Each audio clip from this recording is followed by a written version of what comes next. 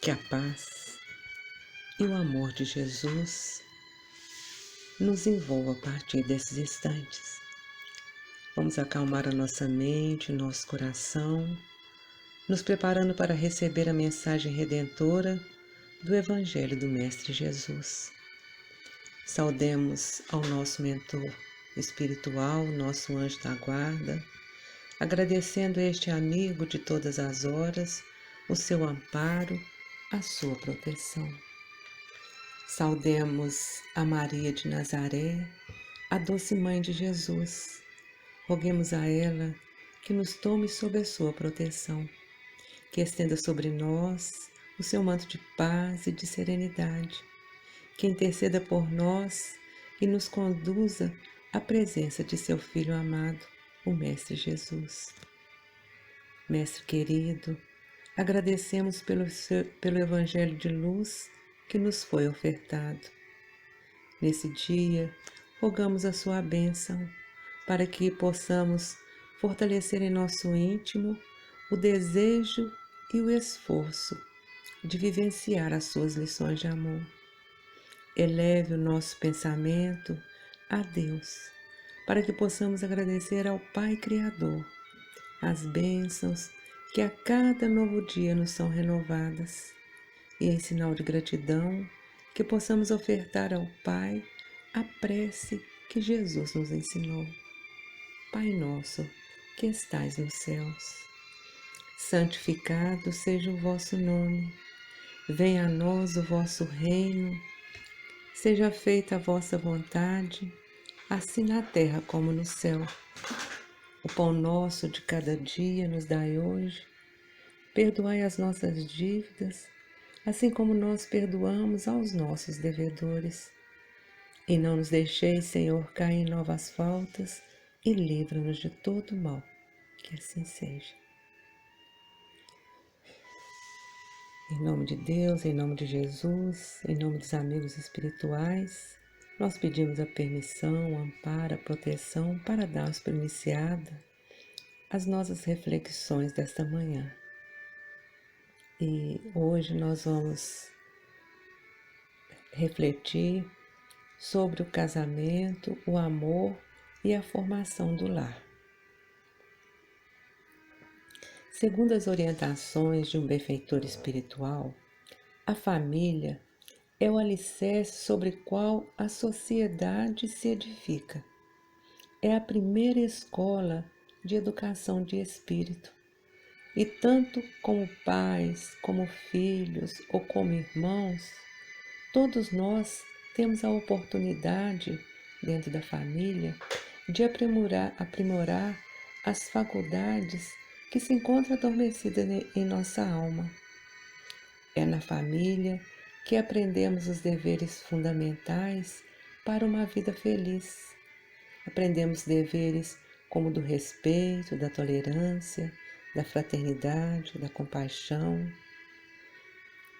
E sendo uma instituição de inspiração divina, é na família que os nossos sentimentos mais nobres serão entendidos e desenvolvidos, através das ocasiões favoráveis em que vamos exercitar as diversas formas das energias que alimentam o amor. A formação da família é planejada com antecedência pelas inteligências superiores que trabalham sobre a inspiração divina. Nada se dá por acaso. E mesmo quando as uniões acontecem por mera atração sexual, mesmo assim, essas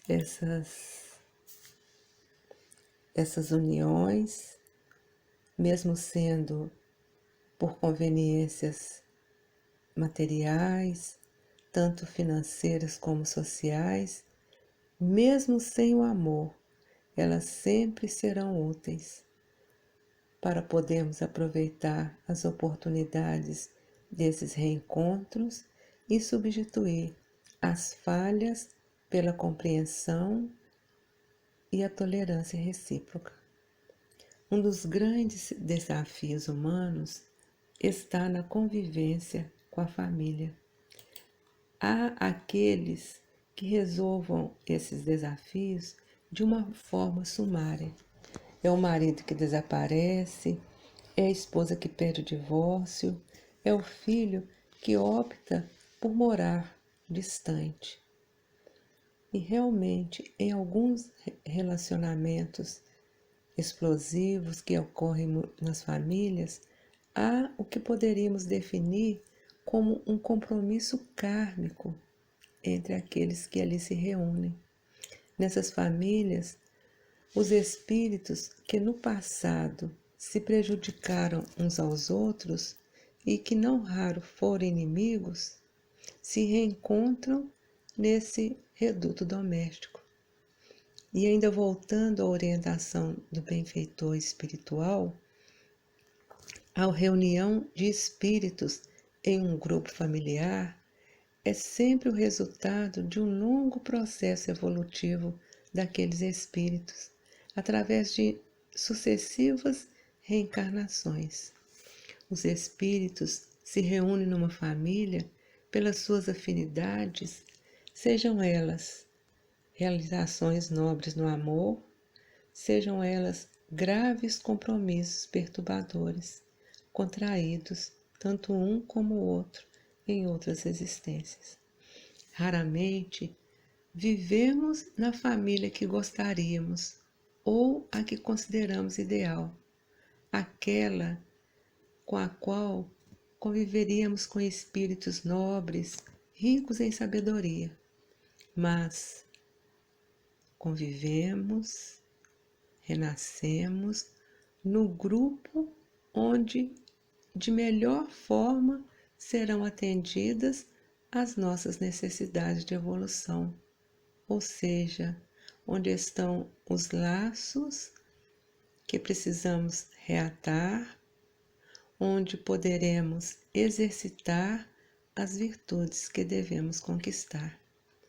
Aí então nós compreenderemos que unidos em uma família, nem sempre por afetividade ou por afinidades nobres, mas estamos ali unidos por imperativos de reconciliação no cumprimento das leis divinas.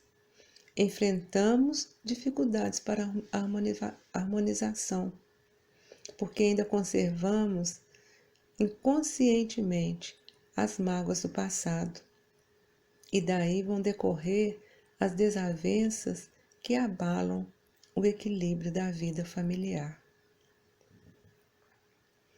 Todavia, é preciso considerar que esses desencontros são decorrentes muito mais do nosso comportamento no presente do que nos compromissos do passado.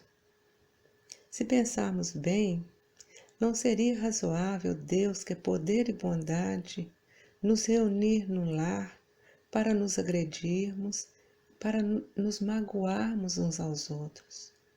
Nós estamos reunidos num grupo familiar para aprender a amar e não para fomentar mais ódios, mais desavenças, mais desentendimentos. Deus espera que naquele grupo familiar nós nos amemos e não que façamos daquele espaço um campo de batalha. Somos ainda tão duros de coração, como dizia Jesus, que não conseguimos conviver pacificamente. Se nos reunirmos com 2 ou mais pessoas numa atividade qualquer, mais cedo ou mais tarde surgirão desentendimentos, surgirão desarmonias. E isso ocorre principalmente no lar, onde não há aquele verniz social e damos livre curso ao que somos, exercitando os devastadores sentimentos, principalmente o da agressividade, com todas as suas manifestações. Se o familiar agredido responde no mesmo diapasão, o que acontece geralmente, o ambiente familiar explode, favorecendo a infiltração das sombras. E a partir daí, tudo pode acontecer: gritos, troca de insultos, ofensas e até agressões físicas. E isso, invariavelmente, vai ocasionar estados depressivos, males físicos e também psíquicos. Se desejamos melhorar o ambiente doméstico, o primeiro passo é inverter o processo da cobrança. Normalmente, os membros de uma casa esperam demais uns dos outros, reclamam atenção, respeito, compreensão, tolerância. E a moral cristã nos ensina que devemos cobrar tudo isso sim, e muito mais, mas de nós mesmos, porque nossa harmonia íntima depende não do que recebemos, mas daquilo que damos. E melhorando o nosso comportamento, melhorando a nossa forma de agir dentro do lar, fatalmente nós vamos estimular os outros familiares a fazer o mesmo. Todos aprendemos pelo exemplo e aprendemos pelo amor. Já está demonstrado que crianças carentes de afeto têm muita dificuldade de amar. E será que nós estamos dando amor aos nossos familiares? Ainda não é muito fácil fazê-lo, porque somos espíritos ainda imperfeitos, mas foi para nos ajudar que Jesus esteve entre nós, nos ensinando como conviver harmoniosamente com os semelhantes, exercitando em nós os valores de humildade e sacrifício. Algumas vezes ouvimos o seguinte desabafo: tenho feito todo o possível para harmonizar com minha esposa, ou com meu marido, ou com minha filha, meu filho, e um esforço quase inútil, porque é uma pessoa intratável, sempre agressiva, sempre irritada, já não sei mais o que fazer.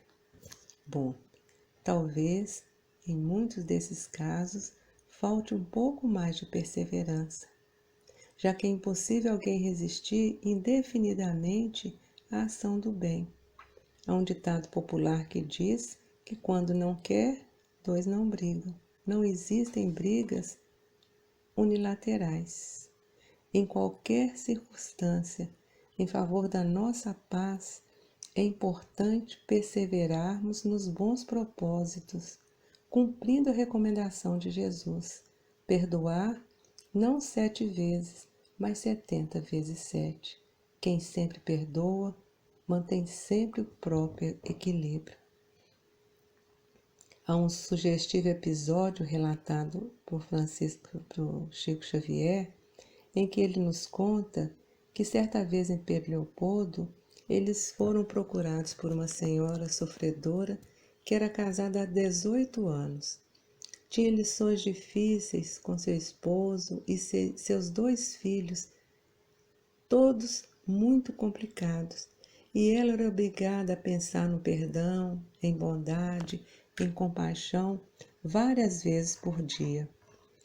E ela pedia a Emmanuel uma orientação. Emmanuel respondeu que ela deveria continuar perdoando sempre. E ela replicou que estava cansada e doente. E Emmanuel ainda falou com ela que existem milhões de pessoas no mundo cansadas e doentes também. E Emmanuel recordou o que Jesus disse a Pedro: perdoarás 70 vezes 7. Então ela respondeu para Emmanuel: olha, meu caro, eu já fiz as contas e já ultrapassei nesses 18 anos o número de 490.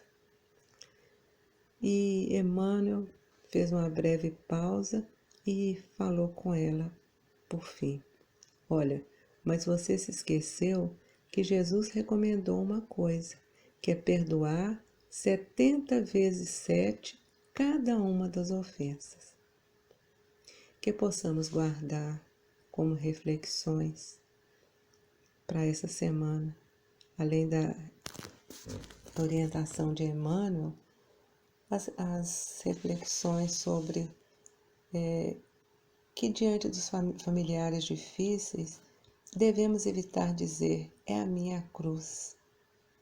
O único peso que carregamos capaz de esmagar a alegria e o bom ânimo é o da nossa milenar rebeldia ante os sábios desígnios de Deus. Procuremos elogiar as virtudes do familiar, mesmo que sejam pequenas, e jamais critiquemos seus defeitos. Evitemos no lar hábitos e atitudes que não são compatíveis com as normas e civilidades que nós usamos na vida social. Sem respeito pelos companheiros de jornada evolutiva, fica difícil sustentar a harmonia doméstica. Exercitemos a vigilância sobre o que falamos. Geralmente, as desavenças no lar têm origem nas palavras destemperadas. Cultivemos o diálogo. André Luiz diz que quando os componentes de um lar perdem o gosto pela conversa, a afetividade deixa a família. O grande recurso de comunicação entre nós seres humanos é a palavra, e o Mestre nos explica como usá-la adequadamente, conversando sobre assuntos edificantes, instrutivos, produtivos, evitando conversas divorciadas de valores morais, marcadas pela presença de fofoca, da maledicência, da imoralidade. Trazer Jesus para o lar é a grandiosa tarefa que nos compete. Podemos fazê-lo instituindo o Evangelho no lar. Quando nos reunimos para estudar os ensinamentos de Jesus, é como se nós abríssemos as portas da nossa casa aos benfeitores espirituais. E o culto do Evangelho é uma semeadura simples que nós vamos gastar menos de 30 minutos de cada vez, mas que esses 30 minutos vão render bênçãos de harmonia e paz para a semana inteira. E agradecidos a Deus, a Jesus, aos amigos espirituais, pela oportunidade de nos reunirmos para as reflexões em torno do Evangelho, nós vamos deixando que do nosso coração possa fluir nossos melhores sentimentos, e com sentimentos de paz e de amor, vamos envolver todo o nosso planeta Terra, vibrando pela paz entre os homens e pelo bem em todo o universo. Vibremos pelos lares, pelas famílias, que a paz do Mestre Jesus esteja presente em cada lar. Vibremos pelos enfermos, especialmente os que sofrem sem esperança de cura, pelos que sofrem sem condições a um tratamento adequado. Vibremos por todo aquele que nesse dia se encontra abandonado, solitário, sem fé, sem esperança. Vibremos pelo nosso equilíbrio físico, espiritual e emocional. Vibremos pelos nossos familiares, pelos nossos parentes, pelos nossos amigos e por aqueles que ainda se dizem nossos inimigos, estejam eles encarnados ou desencarnados. E entregamos à espiritualidade uma vibração de muito amor, para que ela seja direcionada onde mais se fizer necessário. E damos graças a Deus, rogando a Jesus que nos abençoe. Que assim seja.